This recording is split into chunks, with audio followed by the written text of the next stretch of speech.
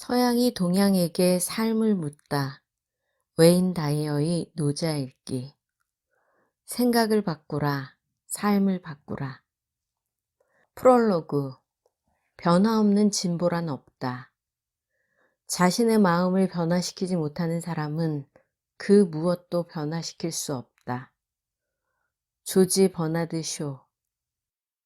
이 책은 성경을 제외하면 세상의 그 어떤 책보다 많이 번역된 지혜의 책 도덕경을 1년에 걸쳐 연구하고 명상하고 생활에 적용한 결과물이다.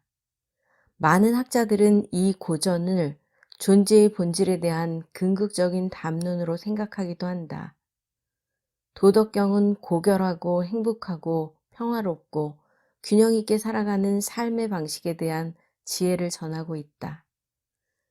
나는 최근에 이 고전의 81장을 계속해서 읽은 후 생명을 위협하는 중독 증상을 극복한 사람에 대한 글을 읽었다.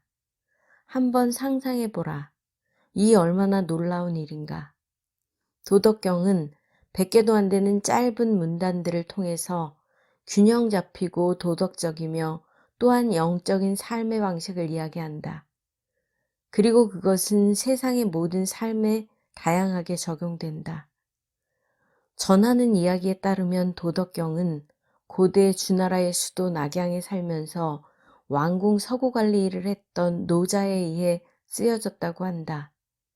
전쟁 기간 동안 점점 쇠락해가는 나라를 지켜보던 노자는 결국 서쪽 사막으로 길을 떠났다.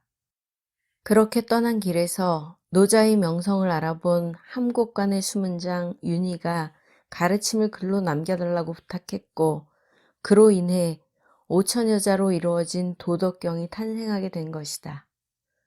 도덕경의 탄생 배경에 대해 여러 가지 글을 읽었지만 역사적인 사실을 증명하는 결정적인 기록을 찾을 수는 없었다. 어찌되었든 도덕경은 오늘날 거의 모든 언어를 통해 수천 가지 번역본으로 살아남았다. 나는 하루에 2가지의 서로 다른 번역본을 읽고는 도덕경에 빠져들었다. 그 후 좀 더 다양한 번역본들을 구했다. 그 중에 5권은 상당히 오래된 것들이었고 나머지 5권은 비교적 근대의 것들이었다. 이 목록은 참고도서에서 확인할 수 있다. 노자와 도덕경의 근원이 역사적으로 분명하지 않다 하더라도 학자마다 이 5천 여자의 학문을 모두 다르게 해석했다는 사실에 나는 매료되었다.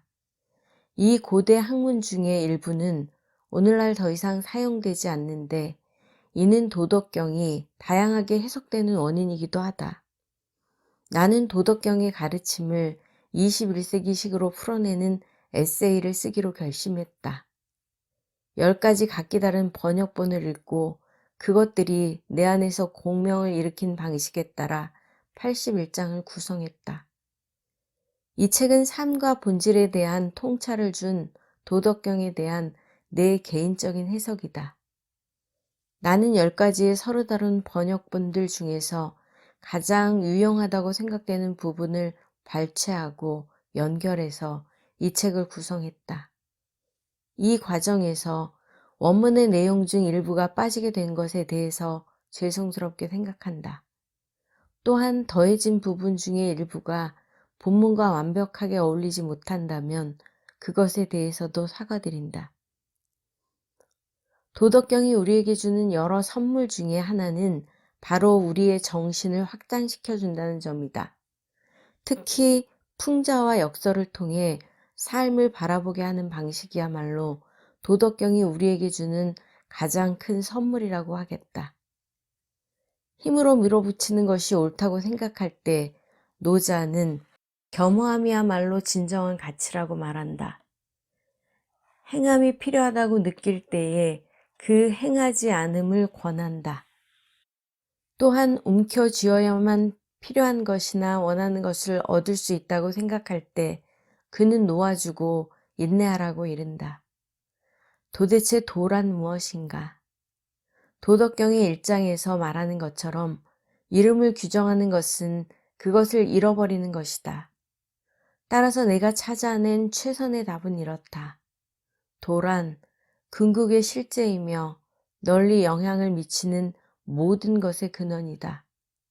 도는 결코 시작도 끝도 없으며 아무것도 하지 않지만 그럼에도 세상 모든 만물에 생명을 불어넣는다. 내가 읽은 모든 번역본들은 도를 대문자 W로 시작되는 길, 더 웨이로 나타냈다. 65년이 넘도록 함께 해온 내 이름 웨인 다이어를 살펴보면 왜 내가 이 책을 써야 했는지 예상하게 된다. 내 이름의 첫 세 알파벳이 모두 도를 뜻하는 웨이와 같다. 게다가 다이어라는 이름이 색이나 빛을 더하는 사람이라는 뜻이 아니던가. 이는 내가 왜 그토록 도덕경을 읽고 쓰고 번역하고 81개의 이야기를 실생활에 적용하는 일에 빠져들었는지를 잘 설명해 준다. 중국과 인도의 지혜라는 책에서 임어당은 말한다. 모든 동양의 문헌 중 꼭 하나 읽어야 할 책이 있다면 바로 노자의 도에 대한 책이다. 이 책은 인류 철학사에 있어 가장 난해한 책 중 하나다. 노자의 신비롭고 실용적인 철학을 오늘날의 삶에 적용한다면 우리는 우리 자신만의 길을 찾게 될 것이다. 이 책을 쓰는 것은 이성적인 접근 방식에 전혀 들어맞지 않는 사고방식에 완전히 주도권을 넘겨주는 일이었다. 그리고 그 과정은 설명할 수도 없고 이름 지을 수도 없는 도의 방식으로 나를 변화시켰다. 나는 이 책을 위한 프로젝트가 1년에 걸쳐 진행되리라 예상하고 그 창조의 과정을 다음과 같은 방식으로 구성했다. 새벽 4시에 일어나 우선 명상을 하고 과일 주스와 영양제를 챙긴 후 글쓰기를 위한 나만의 신성한 공간으로 들어간다. 책상에는 노자의 추상을 그린 그림이 몇 개 놓여 있다. 하나의 그림은 노자가 소박한 관복을 입고 있다. 다른 그림은 노자가 지팡이를 짚고 있고 또 다른 그림 속에서는 노자가 황소를 타고 있다. 나는 천천히 작업에 몰입해 들어간다. 도덕경의 한 장을 읽고 그 글이 내 안에 머물게 한다. 도덕경의 몇몇 장은 정치 지도자를 향한 개념들을 담고 있다. 하지만 어떤 경우라도 나는 일반 독자를 염두에 두었다. 정부나 기업의 특정 위치에 있는 사람이 아닌 모든 사람에게 보편적으로 적용될 수 있는 지혜를 찾고자 했다. 우선 간단한 느낌을 몇 가지 써둔다. 그러고는 3일 동안 노자가 말하고자 하는 바에 대해 생각한다. 하루의 모든 활동에 도를 배경처럼 불러들인다. 그리고 스스로에게 속삭인다. 생각을 바꾼 후 삶이 어떻게 달라지는지 살펴봐. 그러면 내 생각은 정말 변한다. 도와 내가 함께하는 것을 느낀다. 도는 항상 그 자리에 있으며 아무것도 하지 않지만 이루지 못하는 것이 없다. 도를 통해 바라보면 주변 풍경이 다르게 보인다. 사람들이 자신의 본성을 외면하고 있음을 알게 된다. 더욱 가슴 아픈 것은 사람들이 타인의 관심사에 휘둘리고 있다는 점이다. 나는 이제 다른 시각을 갖게 되었다. 전보다 더 평화롭고 더 인내하게 되었다. 모든 만물은 변하고 순환한다. 우리 인간들 역시 마찬가지다. 슬픔, 공포, 좌절, 혹은 그 어떤 근심도 끝없이 계속될 수는 없다. 끝나지 않는 폭풍은 없다. 불행 속에는 항상 행운이 숨어있기 마련이다. 이렇게 각 장의 지혜에 대해 사색하고 적용하면서 때때로 그림 속에 있는 노자의 눈을 바라보며 묻는다. 무슨 뜻인가요? 어떻게 하면 이 구절을 오늘 바로 이 자리에서 그 가르침에 따라 살기를 원하는 사람들이 적용할 수 있을까요? 해답은 자연스럽게 찾아온다. 그냥 마음이 흐르도록 내버려 두면 된다. 글은 나의 보라색 펜을 통해서 종이 위에 흐른다. 나는 이것을 무의식적인 글쓰기라고밖에 달리 표현할 방법이 없다. 그 글이 나에게서 비롯된 것이 아님을 알고 있다. 그것은 만질 수도 느낄 수도 볼 수도 없으며 이름을 붙여 규정할 수도 없다. 때때로 나는 감사하고 당황하고 놀라고 기뻐한다. 그러고는 다음 날부터 행복하고 영광스럽고 한편으로는 두려운 마음을 품은 채로 2500년 전 중국의 현자가 기록한 지혜의 또 다른 장을 가지고 새롭게 사일의 모험을 시작한다. 나의 바람은 우리 세계가 노자의 가르침을 깊이 이해하는 21세기 지도자를 길러내는 것이다. 우리의 생존은 도를 따르는 삶을 통해 적과 전쟁이라는 개념이 사라질 수 있음을 깨닫는 데 달려 있는지도 모른다. 정부는 우리 개인의 삶을 제한하고 과도하게 세금을 거두고 또 개인의 사생활을 침해하는 데서 한 걸음 물러나야 할 것이다. 우리는 도의 교훈과 진실을 발견하고 이를 삶에 적용해야 한다. 그러면서 우리는 거대한 존재의 불가사의로 인도된다. 바로 당신이야말로 살아 숨쉬는 도, 그 자체다. 우리의 존재는 비존재로부터 태어나서 다시 그곳으로 돌아간다. 이 책을 통해 그러한 여행을 시작하라. 먼저 도덕경의 한 장과 거기에 이어지는 글을 깊이 음미하라. 그런 다음 그 내용을 스스로에게 적용해 보는 시간을 가져라. 기존의 사고방식을 바꾸고 새로운 삶의 방식을 향해 마음의 문을 활짝 열어 젖혀라. 마지막으로 글을 쓰거나 그림을 그리거나 녹음을 하는 등 무엇이든 본인이 끌리는 방식으로 표현하고 정리함으로써 그 내용을 자신만의 것으로 만들어라. 그러고는 자신만의 리듬에 따라 다음 장으로 넘어가라. 다음 글은 등명도가 쓴 마음의 눈을 밝혀주는 도 365일에서 빌려온 것이다.